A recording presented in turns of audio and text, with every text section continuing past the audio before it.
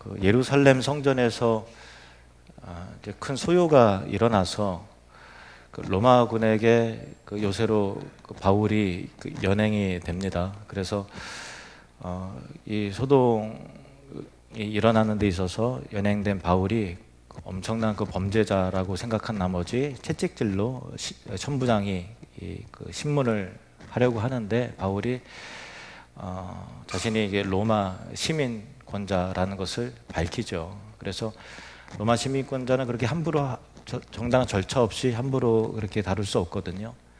그렇다고 풀어줄 수도 없고, 그래서 이 모든 진상을 파악하기 위해서 산헤드린 공회를 소집을 합니다. 산헤드린 공회를 구성하고 있는 71명의 의원은 대부분 사두개인들과의 바리새인들이었는데, 복음서를 읽다 보면 사두개파, 바리새파, 바리새인들 이런 단어들이 종종 나와요. 그래서 이 둘의 관계와 특징을 이해하는 것이 굉장히 중요합니다. 그래서 이제 원고를 제가 설교 원고를 다 쓰고서 몇 번 검토하면 다시 읽으면서 야, 이거 오늘 설교 너무 딱딱한데 어떡하냐 뭐 그런 생각이 사실 들었어요. 그런데 성경을 보다 더 깊게 또 정확하게 알기 위해서는 시대적인 상황과 배경에 대한 그 이해가 있어야만 피상적으로 읽는 것보다 훨씬 더 깊게 들어갈 수 있거든요. 그래서 오늘 좀 이렇게 재미없을 수는 있겠지만 여러분에게 피가 되고 살이 되는 거라고 생각하시고 집중하셔서 말씀을 들으시면 감사하겠습니다. 알렉산더 대왕이 그 지중해 모든 나라들을 다 제패하고 정복하잖아요. 그래서 거대한 헬라 제국을 세우는데 이스라엘도 마찬가지였습니다. 그래서 주전 4세기경에 헬라 제국의 지배하에 들어가게 되죠. 자연스럽게 헬레니즘 문화가 깊은 영향을 미치게 돼요. 그래서 이 유대 사회 속에 스며드는 그 과정 가운데서 그 유대교 안에 두 그룹이 생겨나게 되는데, 하나는 헬라 문화를 수용하고 받아들이는 입장, 하나는 아니다, 우리 전통을 지켜야 된다 하고 거절하고 이제 배척하는 그런 전통을 지키려는 입장의 사람들, 두 그룹이 형성이 됩니다. 그리고 이 두 그룹 간에 긴장과 갈등이 조성이 되는 그 역사적 배경이 있어요. 헬라 문화를 받아들인 유대 상류층과 귀족들은 그 헬레니즘 사상 속에서 이제 세속적이고 현실적인 관점을 갖게 됩니다. 그래서 이런 배경 속에서 사두개파가 등장을 하는데, 사두개라고 하는 이름은 다윗 시대에 정말 유명한 대제사장인 사독이라고 하는 대제사장인데, 우리는 사독의 정통을 물려받은 뼈대 있는 제사장 계보다라고 해서 사독이라고 하는 이름을 따서 사두개라는 이름으로 명명을 한 거예요. 그래서 사두개파가 이름 되었는데, 이들은 제사장이나 대제사장 같은 어떤 그런 종교 집단과 귀족층, 정치인들 중심의 부류였어요. 그래서 그들은 헬라식 교육을 받았고 전통적인 유대 신앙보다는 정치적인 안정, 또 성전 중심의 체제를 유지하는 것을 굉장히 중요하게 생각을 했습니다. 당시 사두개파는 정치적인 안정을 따랐기 때문에 로마와 긴밀히 협력을 했어요. 그리고 정치적인 영향력이 자연스럽게 커졌습니다. 그리고 그들은 그 모세 오경만을 정경으로 인정을 했어요. 창세기, 출애굽기, 레위기, 민수기, 신명기 5권이 모세 오경이잖아요. 그러니까 성경은 이 5권이다라고 생각했던 사람들이 사두개파 사람들이었어요. 다른 구약 성경은 받아들이지 않았습니다. 그래서 하나님을 향한 신앙은 있는 것 같지만 하나님이 이 세상을 창조해 놓고 개입하지 않는다라고 해서 어떤 좀 유물론적인 사상과 좀 비슷해요. 그리고 기적도 믿지 않고 천사나 영적 존재를 부정했어요. 그리고 부활도 믿지 않고 영생도 내세도 부정합니다. 이상하죠? 종교인들이라고 하는데 그걸 부정하다니. 근데 실제로 그랬습니다. 그들에게 중요한 것은 오직 현실의 세상이었어요.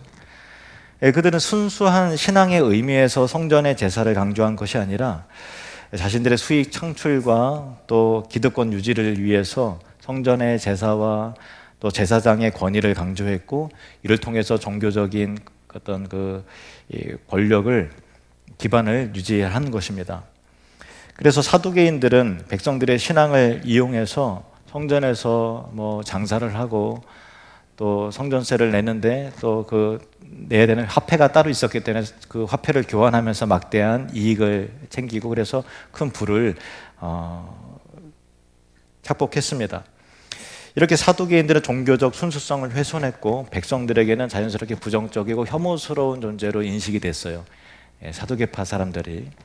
이에 반해서 헬라 문화에 대해서 이제 거부를 했던, 그래서 유대 전통을 지키려는 사람들이 있었는데 이들을 하시딤이라고 불렀는데, 이 운동 가운데서 바리새파가 시작이 된 거예요. 그러니까 바리새파는 율법을 철저하게 지키면서 유대 사회에서 경건한 삶을 강조하는 종파가 된 겁니다. 그들은 불경건한 모든 것으로부터 스스로를 이제 구별시켰던 거예요. 그래서 구별됐다라고 하는 의미가 바리새라는 단어에 나온 의미가 있거든요. 그래서 구별된 자라는 의미에서 바리새파가 된 거죠. 바리새인들은 모세오경뿐만 아니라 구약 성경의 모든 것을 하나님의 말씀으로 다 인정하고 받아들였어요. 자연스럽게 내세나 영생이나 천사나 영적 존재나 또 부활, 또 그런 것들을 다 믿고 받아들였습니다. 그래서 타락한 제사장들이 유대교를 장악하고 또 예배를 빙자해서 정말 불량한 사람들이 삥 뜯는 것 같이 그렇게 종교적 행세를 하는 것에 대한 강한 불만을 가지고 있었던 사람들이 바리새파 사람들이었어요. 그래서 이 율법을 철저하게 지키고자 했던 바리새인들은 백성들에게 존경과 신뢰를 받고 있었죠. 그러나 그들은 지나치게 율법의 행함을 강조했기 때문에 율법의 행함에 의한 자기의가 강했고, 율법의 실천을 완벽하게 이행함으로 하나님의 기준, 그 의의 기준에 도달할 수 있다고 믿었고 자신들도 도달되었다고 생각하고 있었던 거예요. 이처럼 유대 사회는, 이스라엘은 포로 귀환 이후에 수백 년에 걸쳐서 헬라 시대와 로마 시대를 거쳐가면서 사두개파와 바리새파라고 하는 완전히 다른 가치관과 신학과 삶의 방식의 차이를 만들어냈고, 평소에도 그 두 진영 사이에는 늘 긴장과 다툼이 끊임없이 일어났던 그런 상황이었습니다. 이 바울은 그 사두개파와 바리새파가 대립해서 대거 포진해 있는 이 사내들인 공회에서 다음과 같이 선언을 하는 것입니다. 6절 말씀. 바울이 그중 일부는 사두개인이요 다른 일부는 바리새인인 줄 알고 공회에서 외쳐 이르되, 여러분 형제들아, 나는 바리새인이요 또 바리새인의 아들이라. 죽은 자의 소망 곧 부활로 말미암아 내가 신문을 받노라. 바울이 자기는 바리새인이고 바리새인의 아들이라는 얘기는 우리 아버지도 바리새인뿐 아니라 대대로 바리새파의 전통 가운데서 나는 태어났고 나 스스로도 바리새인이었다라는 얘기를 하는 거예요. 그리고 자기가 신문을 받는 것은 죽은 자의 소망 곧 부활로 말미암은 것이라고 말하는데, 신중히 준비한 바둑의 한 수처럼 외치는 거예요. 그래서 바울이 이 공회에서 부활이라고 하는 이 말을 던지자 공회원들의 표정은 순식간에 굳어지면서 바리새인과 사두개인 사이에 곧장 큰 다툼이 일어나게 되는 것입니다. 자, 7절에서 10절. 그 말을 한즉 바리새인과 사두개인 사이에 다툼이 생겨 무리가 나누어지니, 이는 사두개인은 부활도 없고 천사도 없고 영도 없다 하고 바리새인은 다 있다 함이라. 크게 떠들세 바리새인 편에서 몇 서기관이 일어나 다투어 이르되, 우리가 이 사람을 보니 악한 것이 없도다. 혹 영이나 혹 천사가 그에게 말하였으면 어찌하겠느냐 하여 큰 분쟁이 생기니, 천부장은 바울이 그들에게 찢겨질까 하여 군인을 명하여 내려가 무리 가운데서 빼앗아 가지고 영내로 들어가라 하니라. 그러니까 얼마나 큰 분쟁이 일어나는지 말로 거친 말로 공방을 하는 그런 정도가 아니라 물리적인 힘의 대결이 일어나는 거예요. 그러니까 완전히 그냥 싸움이 일어났던 거죠. 그래서 천부장은 바울이 로마 시민권자인데 이들의 싸움 가운데 끼어 있다가 진짜 뭐 몸에 상처나고 찢기고 그게 염려가 되니까 군인들을 명해서 빨리 바울을 빼내와라, 영내로 데려가라, 이렇게 이 해결을 책을 내려야 됐을 정도로 큰 소란이 일어났던 것이죠. 다툼의 원인은 읽은 말씀으로 우리가 확인한 바와 같습니다. 바리새인은 천사와 영, 부활과 내세를 영생을 믿었기 때문에 바리새인들은 자신들과 바울이 부활을 말하자 이 바리새인들은 같은 신념을 표현하는 바울에게 이제 동질감과 그런 것을 느끼는 거죠. 근데 사두개인들은 그 모든 것을 부정하는 현신주의자들이었기 때문에 바울의 주장이 꽤나 거슬리고 불쾌하게 느껴졌을 것입니다. 이 두 진영 사이에 신학적이고 정치적인 오랜 갈등이 부활이라고 한 단어에 다시 거세게 부릴 듯 촉발이 되는 그런 상황이었던 것입니다. 원래 그들은 본래 같은 마음으로 이 바울이 율법을 무시하고 유대교 전통을 무시하고 성전을 아주 모욕한 그런 사람이니까 죽어 마땅하다라고 하는 공통된 의견 가운데 똘똘 뭉쳐 있었는데, 바울이 언급한 부활로 인해서 삽시간에 그 두 진영은 오랜 갈등대로 확 나눠지고 분열이 되었던 것입니다. 구약 성경에서 부활에 관해서 언급한 말씀들이 분명히 있어요.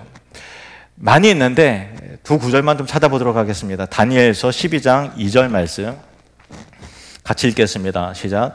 땅의 티끌 가운데서 자는 자 중에서 많은 사람이 깨어나 영생을 받는 자도 있겠고 수치를 당하여서 영원히 부끄러움을 당할 자도 있을 것이며, 땅의 티끌 가운데서 자는 자, 죽은 자들 가운데서 많은 사람이 깨어나 영생을 받는다. 깨어난다. 이게 부활 말하는 것입니다. 수치를 당하여서 영원히 부끄러움을 당할 자도 있을 것이며, 생명의 부활과 심판의 부활이 있을 것이다 라는 말씀을 분명히 하고 있죠. 선지자 이사야를 통해서 하나님 말씀하신 것도 한번 좀 찾아볼까요? 이사야 26장 19절 같이 있습니다. 주의 죽은 자들은 살아나고 그들의 시체들은 일어나리이다. 티끌에 누운 자들아 너희는 깨어 노래하라. 주의 이슬은 빛난 이슬이니 땅이 죽은 자들을 내놓으리로다. 이렇게 성경은 부활에 대해서 분명한 약속과 말씀을 하고 있기 때문에 성경을 하나님의 말씀으로 믿는 사람들은 당연히 부활을 또 믿어야 하지만, 그것 아니더라도 논리적으로 생각을 한다 하더라도 죽음의 문제를 과연 해결하지 못하는 구원이 과연 구원인가 할 때 그건 구원이 아니겠죠. 왜냐하면 이 인생에 있어서 가장 근본적이고 궁극적인 문제는 죽음 아닙니까? 죽음의 문제가 해결되지 않는 구원이 무슨 구원이에요? 죽음의 문제를 그 죽음의 문제에 답을 제시하지 못하는 신이 무슨 신입니까? 그러니까 진정한 신과 진정한 구원이라면은 이 죽음의 문제가 반드시 해결되어야 되는 것이죠. 이러한 온전한 구원을 해낼 능력과 말하지 못하는 신이라면 그가 하나님일 수가 없는 것입니다. 하나님은 말씀 그대로 천지를 만드신 창조주 하나님이십니다. 창세기 1장 1절 말씀 같이 읽겠습니다. 시작. 태초에 하나님이 천지를 창조하시니라. 아멘이십니까? 아멘. 한 번 더요. 시작. 태초에 하나님이 천지를 창조하시니라. 그리고 우리는 매 주일마다 사도신경으로 신앙 고백을 합니다. 나는 전능하신 아버지 하나님 천지의 창조주를 믿습니다. 믿지 않으면서 믿습니다라고 계속 고백하셨습니까? 아니죠. 나는 전능하신 아버지 하나님 천지의 창조주를 믿습니다라고 늘 우리는 그렇게 고백을 합니다. 그래서 말씀으로 이 세상과 만물을 창조하신 하나님이시라는 것을 정말 믿는다면 창세기 1장 성경을 펴고서 읽어봐야 되겠다 하고서 태초에 하나님이 천지를 창조하시니라라고 하는 이 말씀을 아무런 거리낌 없이 그냥 인정하고 받아들였다면 하나님께서 죽은 우리를 부활시키는 것은 하나도 어려운 일은 아닌 거죠. 우리는 인간의 관점으로 죽은 사람이 어떻게 부활하냐? 맞죠? 죽은 사람은 부활하지 못하죠. 그러나 살아계신 하나님은 죽은 자를 부활해 낼 수 있는 능력의 창조주 하나님이시라는 것입니다. 하나님이 성경을 통해서 약속하신 영생이라는 것은 이 땅에서의 삶뿐 아니라 죽음 이후의 영원한 생명의 구원을 말씀하는 거예요. 이 내세의 문제, 죽음 이후의 문제에 대한 해결과 답을 제시해야만 그것이 진정한 영생이고 진정한 구원이 되는 것이지, 이 땅에서의 먹고 사는 문제에 대한 해결책을 제시한다? 굳이 예수 믿을 필요 없어요. 이 땅에서 좋은 사람이 되고자 하는 마음으로 교회를 왔다? 굳이 교회 다닐 필요 없어요. 불교가 더 낫습니다. 삶을 강조하니까. 영원한 문제, 죽음 이후의 문제, 영생의 문제에 대해서 언급하고 해결책을 찾고자 한다면 기독교 외에는 답이 없습니다. 성경은 영혼뿐만 아니라 우리의 영혼과 육체 모두를 다시 새롭게 살리시는 부활을 말씀하고 있습니다. 바리새인들은 그러한 부활을 그대로 믿었던 사람들이에요. 현실주의자들인 사두개인들은 이 부활에 대한 소망도 믿음도 없었어요. 기적 믿지 않았어요. 그렇기에 바울이 던진 이 부활에 대한 화두가 사내들인의 두 진영을 서로 갈라서 큰 패싸움이 일어나게 했던 것입니다. 그러면 바리새인들이 믿었던 이 부활과 바울이 말하는 부활은 결국 같은 부활을 말하는 것인가? 라는 의문도 들겠죠. 여러분 어떻게 생각하세요? 바리새인들은 분명 부활을 믿는다고는 했지만 어떤 식의 부활인가 하면은 부활의 한쪽 면, 그러니까 의인들이 마지막 심판 때 얻게 되는 부활만을 이제 여겼어요. 그리고 자신들은 율법을 철저히 지켰기 때문에 의로운 자들이고 그 의로운으로 인해서 그 공로로 부활하게 될 것임을 믿었습니다. 하지만 바울을 비롯하여 사도들이 직접 예수님을 통해 들었고 보고 듣고 또 이제 경험하여 증언하는 부활은 유대교적인 이 부활을 넘어서서 바리새인들이 인식했던 그 부활의 체계를 넘어서서 하나님의 아들이신 예수 그리스도의 부활과 그 부활의 생명을 근거로 한 모든 믿는 자들을 위한 부활을 말했던 것입니다. 바리새인들도 부활을 믿기는 했지만 성경의 예언에 따른 온전한 지식 그대로를 믿은 것이 아니었습니다. 그들은 자신들만의 부활의 대상이 되는, 자신들만의 구원의 대상이 되는 배타적 구원, 배타적 영생, 배타적 부활만을 믿었습니다. 하지만 예수님이 이루신 부활은 모든 믿는 자들을 위한 부활이었다는 것입니다. 요한복음 11장 25절 26절 말씀 우리 같이 읽겠습니다. 신앙을 담아서 시작.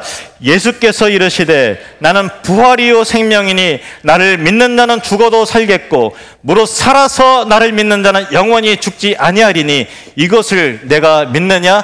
믿으시면 아멘 하십시오. 믿으시면 아멘 하십시오. 혹시 안 믿어지면 은혜를 구하시길 바랍니다. 주님, 나도 믿기를 소망합니다. 내 이성보다, 내 지식보다, 내 경험보다 하나님의 말씀의 권위를 더 신뢰할 수 있는 겸손함을 성령님 내게 부어주시기를 원합니다. 그렇게 기도하시길 바랍니다. 호세아 6장 2절 말씀입니다. 여호와께서 이틀 후에 우리를 살리시며 셋째 날에 우리를 일으키시니 우리가 그의 앞에서 살리라. 호세아 선지자를 통해서 이 말씀하신 구절은 그리스도의 부활이 사흘 만에 셋째 날에 완성이 되어지며 예수님의 부활의 승리는 곧 우리 부활의 증표가 될 것임을 예언하는 말씀입니다. 예수님은 십자가 고난의 때가 다가옴을 하시고 제자들에게 내가 고난을 받고 죽었다가 다시 살아나야 된다는 것을 여러 번 제자들에게 말씀하셨는데 제자들은 그게 무슨 말인지 잘 이해하지 못했어요. 마태복음 16장 21절 말씀 시작. 이때로부터 예수 그리스도께서 자기가 예루살렘에 올라가 장로들과 대제사장들과 서기관들에게 많은 고난을 받고 죽임을 당하고 제3일에 살아나야 할 것을 제자들에게 비로소 나타내시니 예수님은 성경대로 말씀하신 대로 고난받아 죽으셨습니다. 그리고 말씀하신 대로 성경대로 사흘 만에 부활하셨습니다. 이를 목격했고 또 성령을 받아서 변화된 사도들은 그리스도의 부활을 증거하기 시작했습니다. 그래서 사도행전에 기록된 사도들이 전한 복음의 메시지는 그 중심점이 언제나 예수 그리스도의 고난, 십자가의 죽으심과 그 부활의 그 중심점이 항상 담겨져 있었던 것입니다. 사도행전 4장 33절 말씀 시작.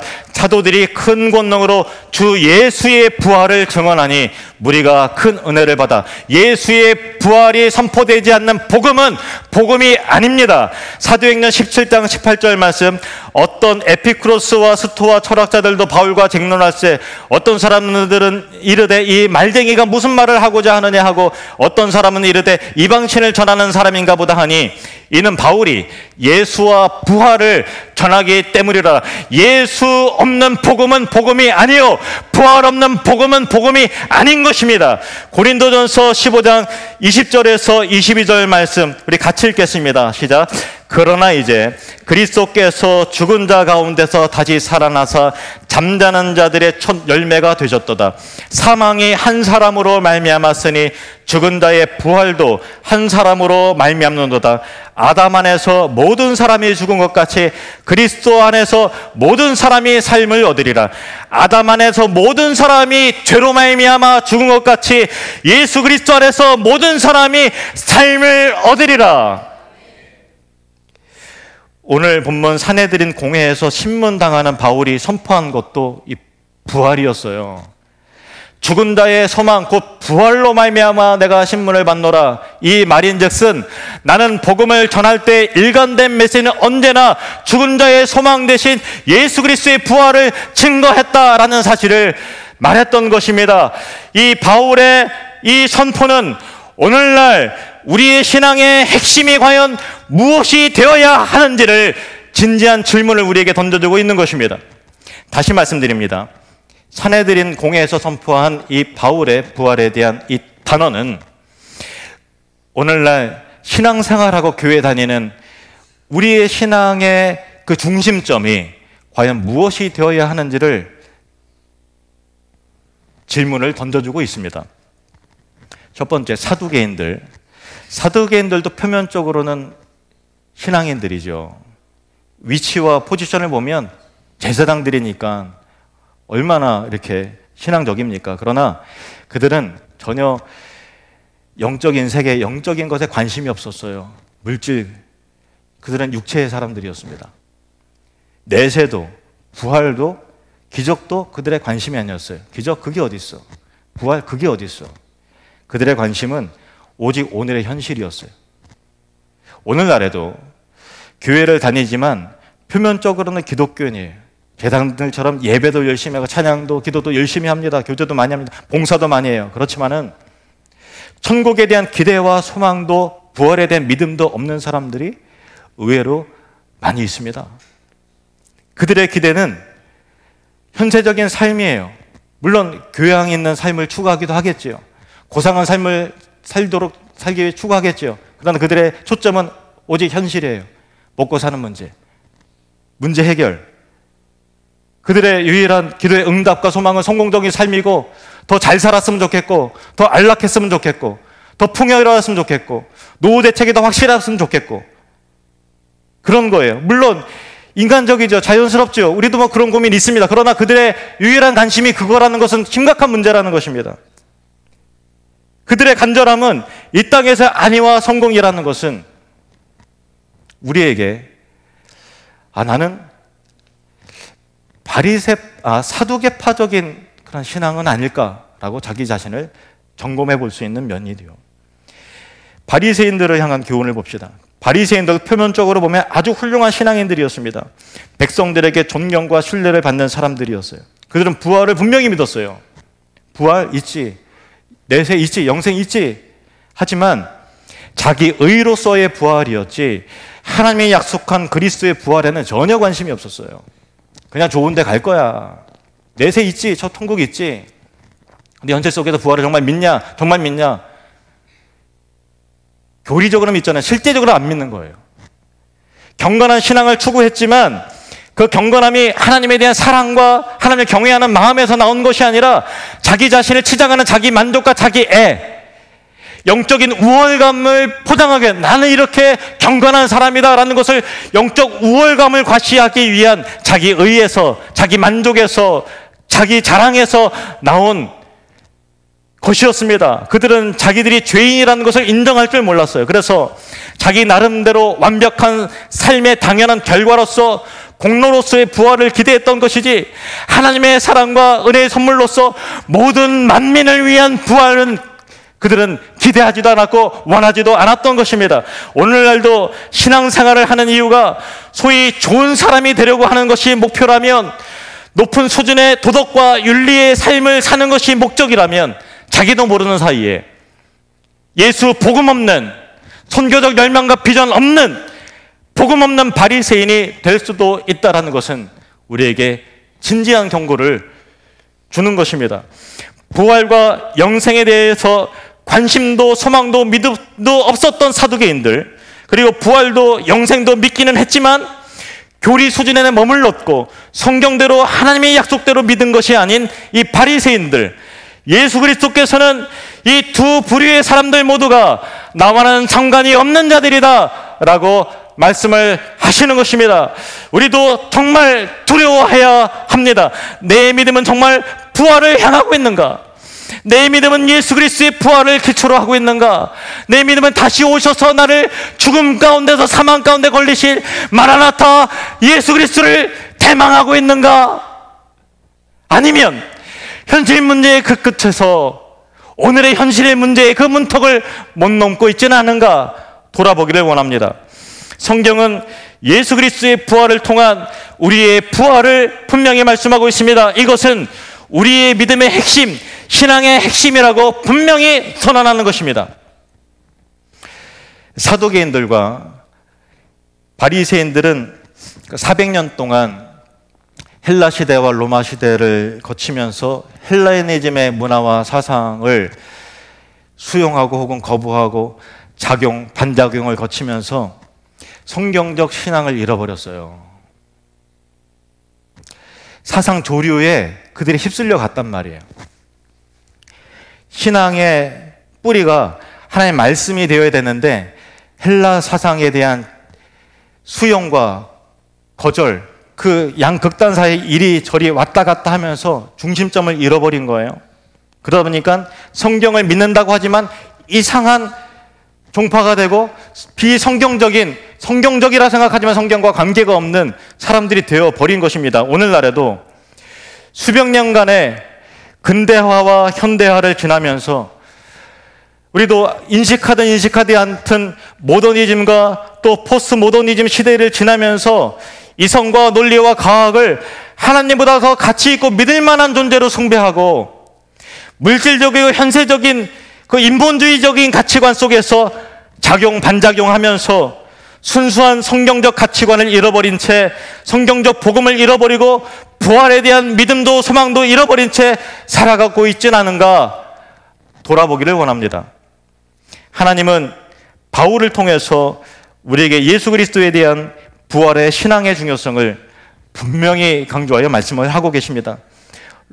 고린도전서 15장 12절에서 22절 말씀, 이 말씀이 결론적으로 여러분 모두의 심장에 그 믿음 가운데 깊게 새겨지는 은혜가 있기를 바라면서 이 본문을 읽겠습니다. 그리스도께서 죽은 자 가운데서 다시 살아나셨다 전파되었거늘 너희 중에서 어떤 사람들은 어찌하여 죽은 자 가운데서 부활이 없다 하느냐? 만일 죽은 자의 부활이 없으면 그리스도도 다시 살아나지 못하셨으리라. 그리스도께서 만일 다시 살아나지 못하셨으면 우리가 전하는 것도 헛것이요 또 너희 믿음도 헛것이며 또 우리가 하나님의 거짓 증인으로 발견되리니 우리가 하나님이 그리스도를 다시 살리셨다고 증언하였습니다. 만일 죽은 자가 다시 살아나는 일이 없으면 하나님이 그리스도를 다시 살리지 아니하셨으리라.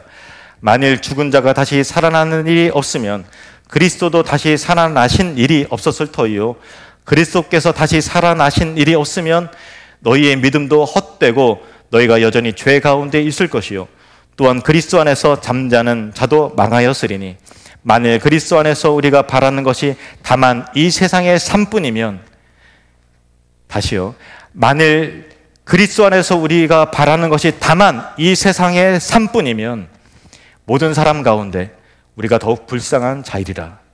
그러나 이제 그리스도께서 죽은 자 가운데서 다시 살아나사 잠자는 자들의 첫 열매가 되셨도다. 사망이 한 사람으로 말미암았으니 죽은 자의 부활도 한 사람으로 말미암는도다. 22절 같이 읽겠습니다. 아담 안에서 모든 사람이 죽은 것 같이 그리스도 안에서 모든 사람이 삶을 얻으리라. 아멘.